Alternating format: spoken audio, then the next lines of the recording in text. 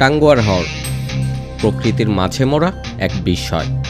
প্রতি বছর বর্ষায় আনাগোনা বাড়ে পর্যটকদের, অথচ এই সৌন্দর্যের আড়ালে এখন ভয়াবহ এক সামাজিক সংকট দেখা দিয়েছে।